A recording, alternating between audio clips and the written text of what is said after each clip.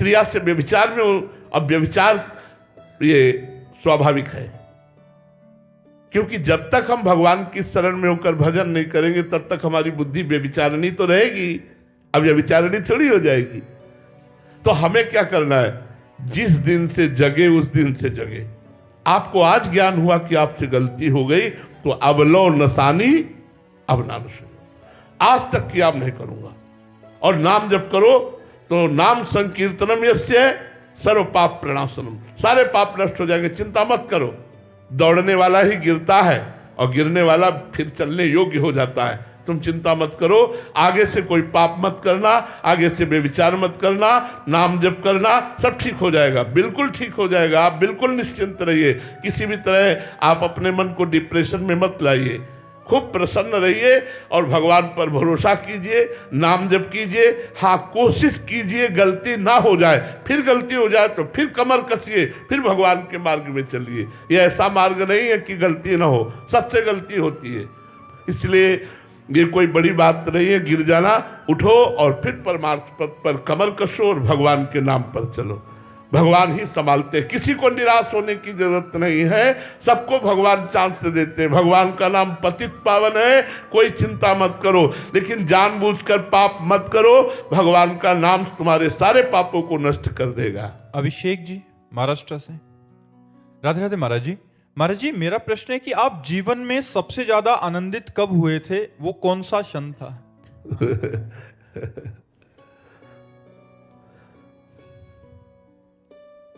अब मौन कर दिया आपने हमको। इसका उत्तर हम कैसे दें आपको? कितनी प्रवीणता से उत्तर दे तो भी हमसे उत्तर नहीं देते बने बगा कि वो क्षण अब हम बहुत गंभीरता से कह रहे कि हमारे जीवन का सबसे बड़ा वो क्षण था जिस दिन गुरु जी ने हमें स्वीकार किया। फिर जिस दिन गुरु जी की कृपा से इष्ट ने स्वीकार किया उससे, और फिर जिस दिन इष्ट की कृपा से उनकी लीला गुणों ने स्वीकार किया। अब हम क्या बताएं, एक से एक बढ़कर है, कैसे तुम्हें बताएं, कैसे तुम्हें बताएं। बस इतना समझ लो कि हमारे लिए परम मंगलमय दिन, परम आनंदमय दिन था जिस दिन सर्वप्रथम गुरु जी ने मुझे स्वीकार किया। फिर गुरु कृपा से जब इष्ट ने स्वीकार किया, फिर जब इष्ट ने अपने लीला गुण नाम का रसास्वादन दिया, ये सब आनंदमय है। उसके हम क्या व्याख्या करें, चूंकि वाणी की सामर्थ्य नहीं कि हृदय की बात कह सके।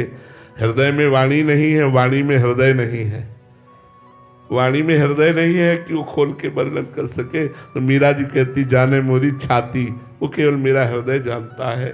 और प्रतिपल यहाँ नवीन आनंद की वर्षा हो रही, प्रतिपल नवीन आनंद की वर्षा।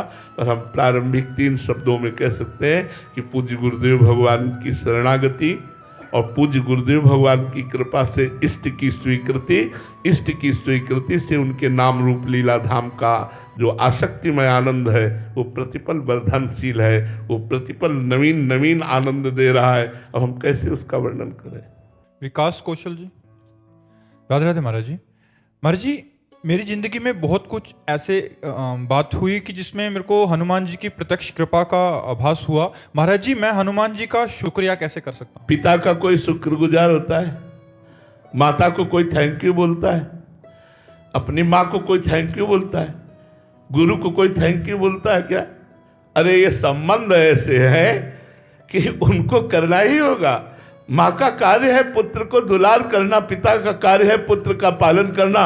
ऐसे जितने भगवान के स्वरूप हैं इनको हमें धन्यवाद देने की जरूरत नहीं, हम उनके बच्चे हैं, हम उनके अंश हैं। वो हमारी सहायता नहीं करेंगे तो कौन करेगा सहायता? बस हम उनके हैं, यही बात हमारी बैठ जाए। और कोई हमारा नहीं है, वही हमारे हैं, ये बात हमारे हृदय में बैठ जाए। इसी से हनुमान जी, राम जी, कृष्ण जी, जो भी नाम आप लोग सब प्रसन्न हो जाएंगे। हम उनके हैं, ये ठसक बनी रहे, मैं उनका हूँ, बस उनके हूँ, बस इसी से बात हो जाए। और उनको हम क्या दे सकते हैं? अनंत ब्रह्मांडों का सृजन करके अपने आप से अपने आप में खेलने वाले को हम क्या दे सकते हैं? हम उनके हैं, बस इतना हमारी बात समझ में आ जाए। अंकित जी झारखंड से, राधे राधे महाराज जी। महाराज जी, आत्मा, परमात्मा, ब्रह्म और पर ब्रह्म महाराज जी है क्या? महाराज जी, जल, वायु, तोय, नीर, जैसे पानी के पर्यायवाची शब्द है, ऐसे एक भगवान के विविध नाम है। कोई उन्हें परमात्मा कहता है, जो योगी लोग होते हैं वो परमात्मा कहते हैं, जो ज्ञानी लोग हैं उन्हें ब्रह्म कहते हैं, जो भक्तजन हैं उन्हें भगवान कहते हैं, जो प्रेमी उपासक हैं वो लाडले कहते हैं। कोई उनको वाहेगुरु के नाम से पुकारता है।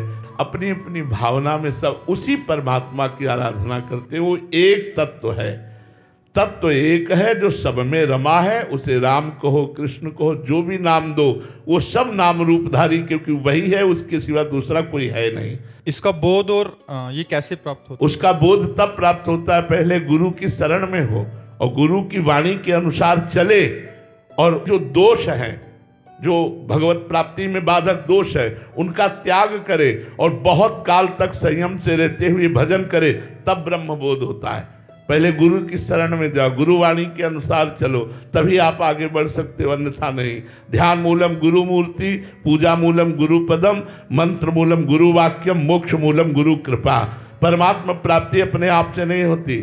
परमात्मा प्राप्ति परमात्मा की कृपा से जो गुरुदेव मिले हैं, उन गुरुदेव की वाणी के अनुसार, गुरुवाणी के अनुसार यदि हम चलें तो हमारा परम कल्याण हो जाए, परम मंगल हो जाए। गुरुवाणी क्या है? जीव के अज्ञान का नाश करने के समस्त उपाय उसमें लिखे हुए हैं। जीव के मोहांधकार का नाश करके जो परमात्मा प्राप्ति करावे, वही तो गुरुवाणी है। तो हमारे गुरुदेव, उनके वचन, उनका बताया हुआ मार्ग, वही हमें ब्रह्मबोध कराएगा। मोक्ष मूलम गुरु कृपा, इसलिए गुरु की आराधना करो। बिना गुरु की आराधना के मोक्ष मार्ग खुलता नहीं है, उसमें अज्ञान का पर्दा बना रहता है। देवेंद्र जी भोपाल से। राधे राधे महाराज जी, यदि प्रभु से कुछ मांगने को मिले तो क्या मोक्ष मांगे या बार बार जन्म लेकर प्रभु की भक्ति? वैसे हमें चाहिए कि कुछ ना मांगे, आपको जो पसंद हो दे दो, काहे को मांगे? हमें क्या पता है क्या मांगना चाहिए? अगर हमारे सामने दाता प्रकट हो और बोले आपको क्या चाहिए, तो हम तो यही बात कहेंगे कि आपको जो पसंद हो, आपको जो पसंद हो, मैं क्यों मांगू? आपको जो पसंद हो। आप जन्म मरण देना चाहो, जन्म मरण दे दो, हम आपका यश गाएंगे। जन्म लेंगे तो भी हम आपका यश गाएंगे, आपका ही भजन करेंगे। आप मोक्ष देना चाहो, मोक्ष दे दो। आप अपने पास रखना चाहो, अपने पास रख लो। हमें तो लगता है प्रभु से मांगना ही नहीं चाहिए, यही कह देना चाहिए जो तुम्हें अच्छा लगे वो करो।